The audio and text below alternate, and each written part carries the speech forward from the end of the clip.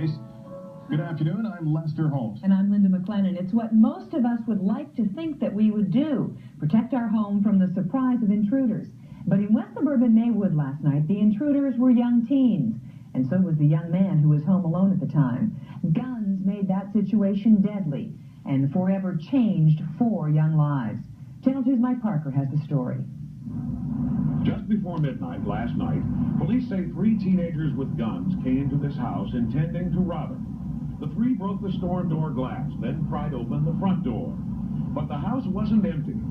Although his parents were away closing down their West Side Chicago restaurant, 16-year-old Adolph Witherspoon was home. Armed with a handgun, he confronted the intruders, and shots rang out. Although he was shot in the stomach, Witherspoon shot 2 of the robbers.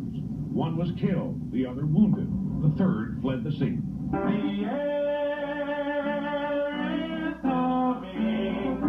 This is exclusive home video of Adolph Witherspoon, a gifted young singer who's been touring high schools in an anti-drug, anti-gang musical show directed by Ben Vereen.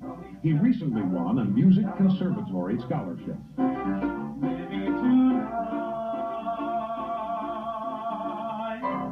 Very talented, good in school. His father, Adolph, was very proud of him, and we were very proud of him. There's a real gentleness to his character. That's what makes this even more tragic. Really shocked, and I felt so sorry for him. Ann Mortensen is a classmate.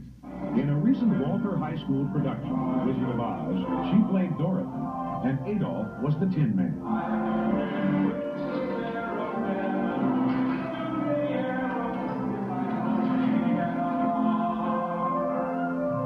Do you ever have a problem, you can tell him, and he's just really sweet. And he'll always take the time to talk to you in the hall. You couldn't get a nicer guy.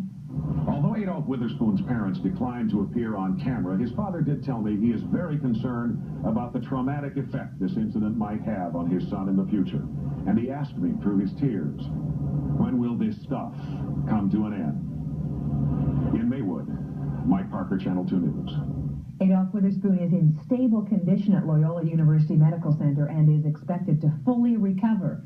His wounded 16-year-old assailant is in fair condition, and police are still looking for the 3rd would-be robber. The cards, letters, and phone calls are coming in from across the country, an outpouring of support. The family keeps for protection, and as he did, neighbors say and police confirm that the 3 would-be home invaders tried to shoot their way in. The guy broke in the door. Somehow the front door shattered, and shooting began. And then within a minute, Adolph was at our back door banging, yelling for help. He had been shot in the stomach? Right here in the stomach. Adolph Witherspoon is a junior at Walter Lutheran in Melrose Park. He's also active in theater and recently won a music scholarship. He remains in fair condition today. In the exchange of gunfire, Witherspoon fired a number of shots, 2 of which hit and killed Cameron Bodie, one of the alleged attackers. Cameron Bodie was 14 years old. His mother Shirley says that he was likable, mischievous, but had also had a number of brushes with the law. I have been begging for help for over 2 years since he's been running in and out of these problems with Maywood police. They have on record where they have contacted. I told them, I said, I'd like to have him locked up. You have to talk to a counselor, Miss Bodie. It's not that easy. Mrs. Bodie says her son was scheduled to appear in court this morning on a drug possession charge that would have violated an earlier probation. And she says she'd won a promise from prosecutors to have her son locked up for 2 weeks. It was her hope that that might straighten him out. It was not to be. He does not have a dad that is visible in his life, and he needs a male counterpart. I can't provide that. I cannot change myself from. I can be his mom, can't be his dad. You felt you did everything you could do? Everything I could possibly do. Everything. To avoid this very day. One of the alleged attackers who was shot remains in stable condition. He is under police guard. Witherspoon is expected to fully recover. No charges have been filed yet against anyone in this case. Maywood's police chief Anthony Finley saying that the saddest commentary about it all is that the whole thing involves juveniles with guns. Live in Maywood, Paul Meinke, Channel 7 Eyewitness News. Diane? Thank you, Paul. Tonight, officials keep him out of trouble. For at least 2 weeks, he will be off the street. I said off the street is not dead. Shirley Bodie says her son Cameron was shot twice, once in the chest and once in the back of the head. Now, police say there were only 2 teenagers involved in the home invasion. However, eyewitnesses say they may have seen a third person leave the scene, possibly fleeing in a taxi cab. Reporting live from Loyola Medical Center, Kevin McCarty, Channel 5 News. Kevin, thank you. Tonight, the Illinois Supreme Court. Owners of a home that was broken into. Channel 7's Charles Thomas is here with more on that story. Charles? Alan, not only is this kid related to the victim family, we learned today he is also a ward of the state, who at the time of the crime was supposed to have been in the custody and care of the Department of Children and Family Services. That named person has been taken into custody, also a juvenile, and is presently being questioned regarding all the things that have occurred. The 15-year-old questioned at Maywood Police Headquarters is identified as the grandson by a previous marriage of one of the homeowners. Channel 7 News has learned that investigators believe the boy planned the Wednesday night burglary at his paternal grandmother's house in Maywood. The woman's son from her current marriage, 16-year-old Adolph Witherspoon, suffered a serious stomach wound in a gunfight with 3 teenaged intruders.